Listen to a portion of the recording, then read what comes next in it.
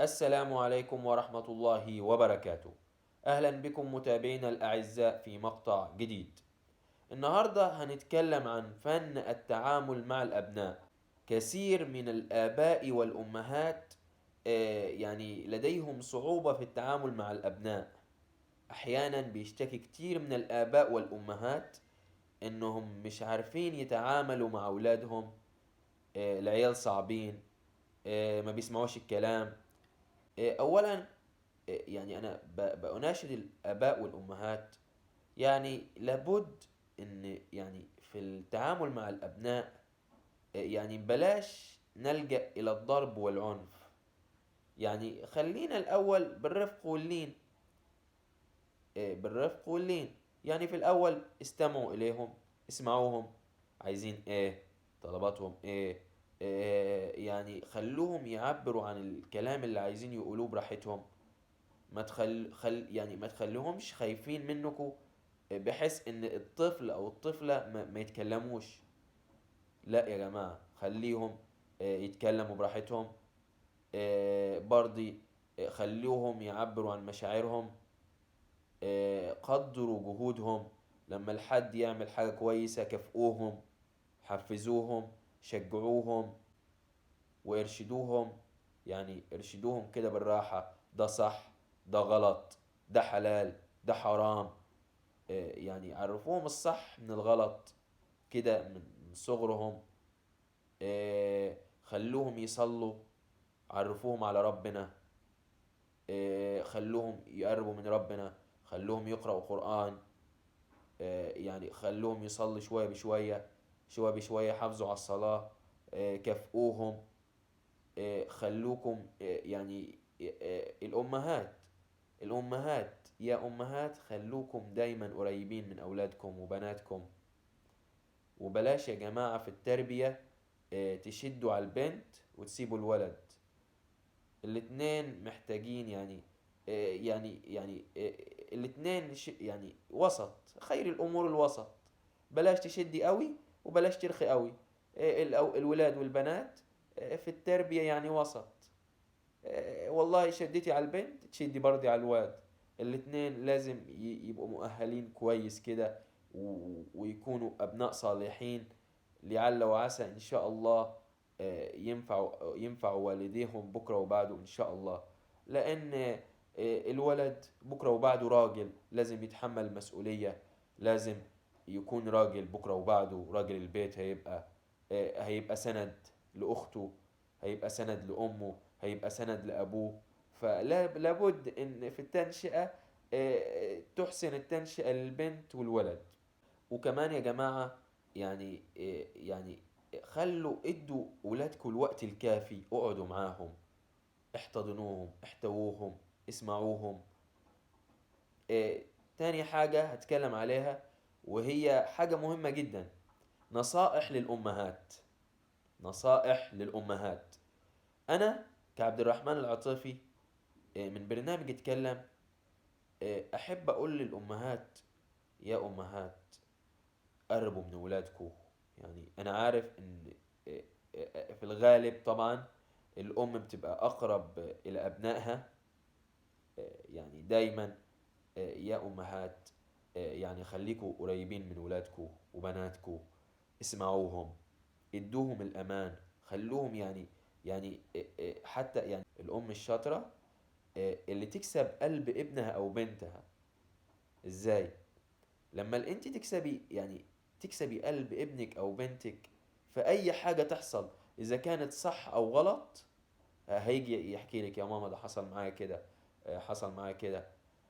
فاحسن حاجة في العلاقة بين الابن او الابنة والام، ان الام تكون كسبانة قلوب اولادها. يعني الولاد بيثقوا فيها، ما بيخبوش عليها حاجة. دي أحسن علاقة ما بين الأبناء والأم. الأم برضه يعني يا أمهات، يعني برضه خلي بالكوا، يعني كونوا حذرين في التعامل مع الأبناء.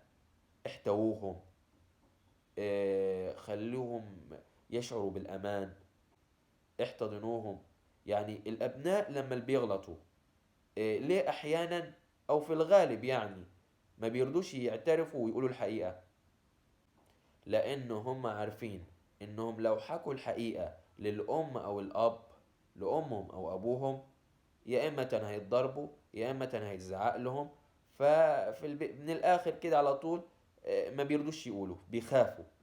طب انت كأم لو تجنبتي الحتة دي، يعني بعدتي عن حكاية ان لو ولدك غلط ده تضربيه، وبطلت تضربيه وبطلت تزعقي له، ولو انت سمعتي ولدك قال لك يا ماما انا عملت كده كده وغلطت كده كده، وقلت له خلاص معلش يا حبيبي وده غلط ولازم تعمل ده صح، وطبطبتي عليه واحتضنتيه واحتويتيه، بعد كده اي حاجة تحصل هيجي يقولها لك على طول بدون ما تسأليه. انت في هذه الحالة كده كسبتي قلب ابنك او بنتك. فانا يعني كعبد الرحمن العاطفي بشجع الامهات الرفق بالابناء يعني في التعامل والاحتواء، لان الاحتواء يا جماعة، الاحتواء هو احيانا بيكون حل لكثير من المشاكل. يعني قد يكون هناك مشاكل كثيرة وتتحل، بس للأسف الشديد الأبناء ما بيرضوش يقولوها وما بيرضوش يتكلموا فيها، لأن عارفين العواقب اللي هتحصل، يا إما الأبناء هيتضربوا يا إما هيتزعق لهم، فبيخافوا. تخيلوا انتوا كأمهات لو قدرتوا تكسبوا قلوب أبنائكم وبناتكم في هذه الحالة، كل حاجة هتعرفوها أول بأول، كده انتوا الملجأ الأول والوحيد ليهم. فأنا والله بشجع الأمهات إنهم يعني يحتووا أولادهم، يحتضنوهم. الأمهات بالذات يعني تكون قريبة من أولادهم. أنت بتعمل إيه؟ أنت بتسوي إيه؟ يعني حتى لو الابن بيقعد على التليفون، بيقفل على نفسه، بيقعد لوحده، لا يا جماعة، راقبوا أولادكم، شوفوهم بيعملوا إيه. لربما يكون قافل على نفسه الغرفة وبيعمل حاجة غلط، بيكلم ناس مش كويسة على النت. فدي حاجة مهمة، لابد ان الامهات يعني يراقبوا اولادكم، شوفوهم بيعملوا ايه، قربوا منهم، خلوهم يقعدوا معاكم، قضوا وقت سعيد مع ابنائكم. وكمان يعني اتمنى ان الامهات، اتمنى ان يعني الحاجات اللي انا بقولها دي هي تبدو كحاجات، يعني هي في حاجات يعني بسيطة شوية، بس حاجات مهمة في التعامل والعلاقات مع الأبناء. أنا مش عايز العلاقة بين الأم والابن كابن بيعامل أمه أو كأم بتعامل ولدها. أنا مش عايز العلاقة كده. أنا عايز الأم تكون كصديقة لابنها أو كصديقة لبنتها. أفضل علاقة قد تكون أفضل علاقة من العلاقات قد تكون علاقة الصداقة. ليه يا جماعة؟ لأن في علاقة الصداقة قد يكون من أقرب العلاقات إلى القلب. لما حد يكون أمه كصديقته وكأخته وككل حاجة ليه، والحد الوحيد اللي بيثق فيه، بتبقى كل حاجة بيحكيها لها أول بأول، على طول أي مشكلة تحصل بيحكيها لها. فأنتوا يا جماعة كأمهات، ودي يعني حاجة مهمة، إن العلاقة ما بينكم وما بين أبنائكم تكون علاقة صداقة، علاقة حب، علاقة ترابط، علاقة قايمة على ثقة. يعني الحاجة والله حلوة خالص لما الابن يحصل منه حاجة أو يعمل حاجة غلط ويروح على طول لمامته، يا ماما أنا عملت كده كده، يلاقي مامته بتقول له معلش يا حبيبي طب غلط، خلاص تصلح كده، خلاص نحل المشكلة كده. فما أجمل العلاقات اللي تكون زي كده. وأنا أقول للآباء والأمهات، أشبعوا أولادكم عاطفيا بالحب والحنان، لأن أحيانا لما الولاد والبنات يكونوا ناقصهم حاجة، يعني في حاجة أنا بقولها، الناقص جوه يتعوض من بره. يعني لو ناقص حاجة من البيت بالنسبة لتربية أو التعامل مع الأبناء والبنات، لو ناقصهم مثلا حنان او حب، ولو لقوه من بره هياخدوه من بره. فيا جماعة انا مش عايز الكلام ده يحصل.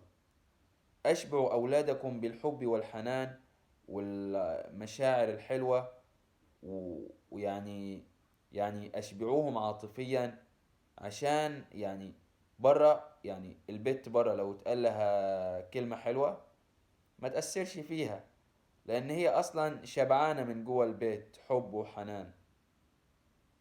دي من أهم مفاتيح التعامل مع الأبناء. دي حاجات مهمة جدا.